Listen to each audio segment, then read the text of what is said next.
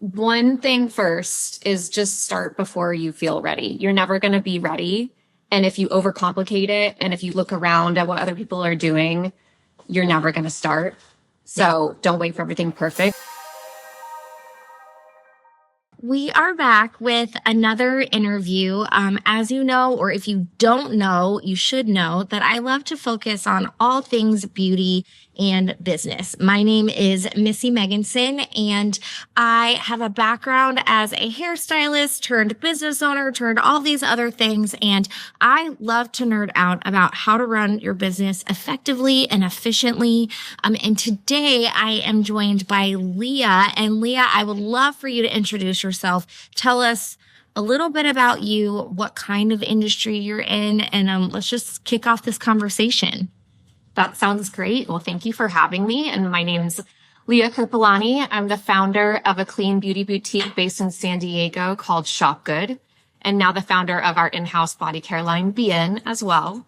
My career has really been defined by a single through line, which is making healthy living more accessible. I spent over 25 years in retail in a very stressful corporate environment. I started in some of the biggest environments in retail, and one of them being merchandising at Gap Inc. I was trained in product development, customer experience, merchandising, design, inventory management, just really understanding the consumer. And that foundation taught me how to build and scale brands and products. But at the same time, I was navigating about a decade-long health journey of my own. I dealt with chronic symptoms that conventional care just wasn't solving and wasn't providing answers for. I bounced from doctor to doctor. And this was honestly like a 5 to 8 year experience in trying to find answers. So that whole experience was so hard, and it completely shifted my perspective and led me to more of this integrated wellness space, looking at the body holistically, looking at root cause, looking at how ingredients on our bodies as well as in them affect our health and our vitality, and just finding more holistic ways of living. And this was back in the early 2000s, so it just wasn't as popular and as mainstream as it is today. I finally left the corporate world and decided to become a certified holistic health coach because this was my new calling, sharing what I've learned with my friends and family. But the magic really started to happen when I started blending those two worlds of kind of retail and the consumer and wellness together. So that's what led me to open Shop Good in 2017.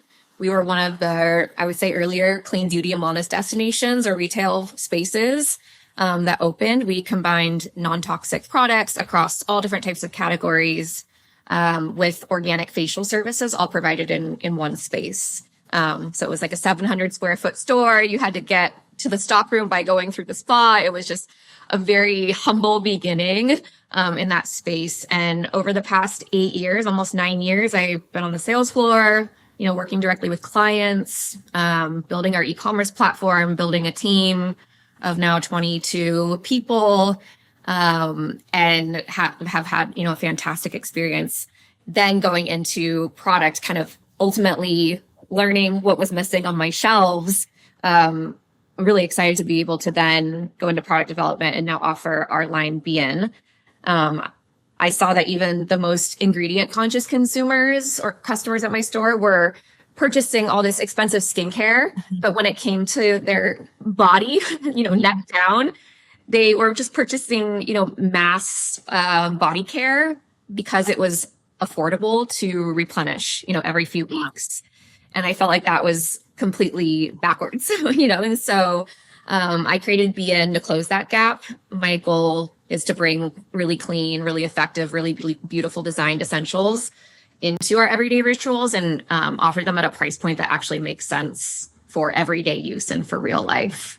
And so that's where I'm at today. Yeah, we're approaching 9 years at Shop Good, and I've learned a whole lot. So I'm excited to answer any questions that Yeah.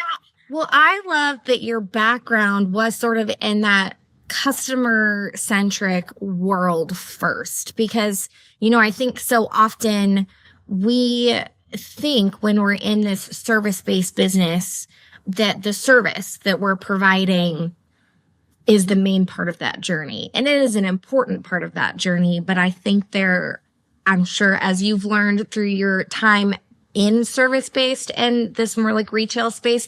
And then when you were in corporate, there are so many other aspects of this customer journey and how to serve them well. And one of them that I love to just totally geek out about is the fact that I was the anti-online booking person because I started doing hair in the dinosaur ages. We all used paper calendars and I was the queen of like, if it's not broke, don't fix it. And then I very quickly realized that just because it wasn't broken for my business, I actually maybe wasn't serving my clients well by not adapting to this tech cultural shift. So I'd love to hear sort of how you approach that, maybe what you did before. And I know you're using Boulevard now, so I'd love to just kind of hear about your approach and how you chose that for your business. Yeah. I mean, in the early days, it was all about what I could afford. My business was completely bootstrapped. Oh, real? Yeah. We started on like, a $50,000 micro loan and somehow I popped up a shop and a spa with it. So it was what booking platform was the most affordable for a startup business. And it was so piecemealed. And honestly, looking back, I wish I had started with something more foundational because it was a lot of cleanup. Mm-hmm. So we were using multiple systems of communication, like manual CRM, separate POS system for the products and the services. And it was just a lot of back and forth communication between the team and the clients. So it got really complicated. So it worked when we were smaller, but as we grew, especially with our menu growing, more services, and wanting to offer a more elevated client experience, it just became really clear that those platforms weren't sustainable.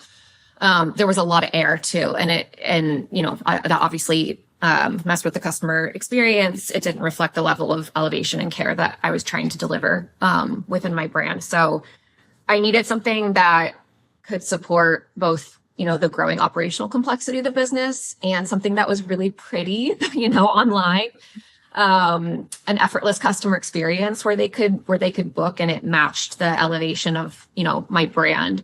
And so, and that just becomes more and more necessary as your brand kind of it creates its own DNA and as a face, you want every single touch point, to your point, every single piece of that roadmap for your customer to really mimic the full brand story. Yeah, that's so true. I do joke about that all of the time in terms of like, we're creatives at heart. So we want things to look pretty. And one of the things I actually learned at one of the brands I was working with was there was a way where we could actually see like what someone was doing when they were onboarding onto their landing page. And the highest percentage of first steps that we would have was someone adding their logo.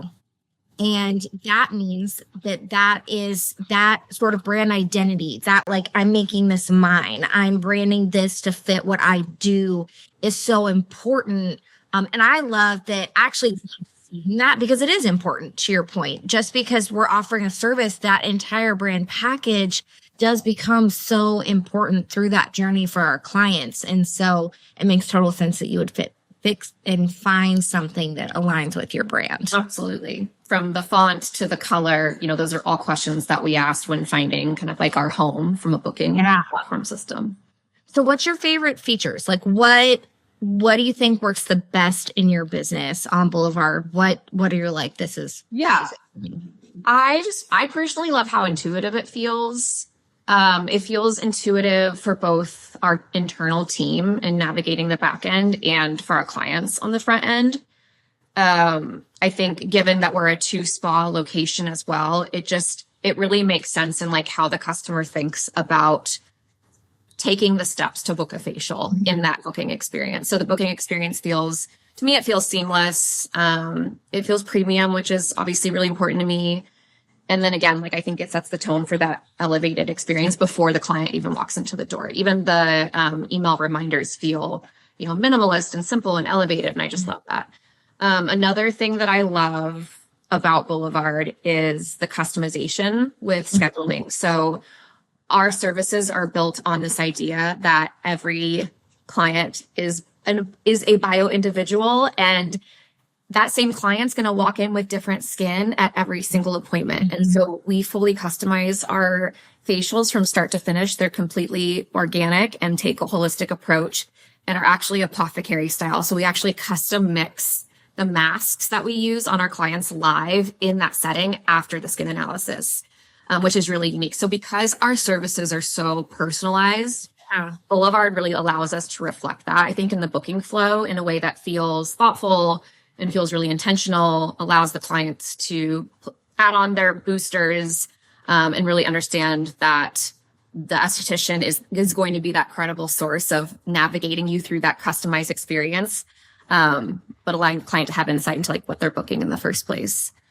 Are your estheticians adding on some of those add-ons like in the treatment room, or does that happen at checkout? What does your flow look like for that? I love this whole this holistic, looking at each individual. I think as a stylist, this is something we could kind of like think through how you're approaching this. Yeah, it's a great question. And it's the future of beauty. There's never been one size fits all in any arena of beauty. And so to be able to customize services that, show up as expertly led and, allowing the client to forego some of those decisions, honestly, like makes it a little bit easier to say, like, should I book this facial or this facial? Like, no, we're actually going to like create the facial for you from scratch. So the way that works is we have 3 different timeframes that our clients can spend with our holistic estheticians.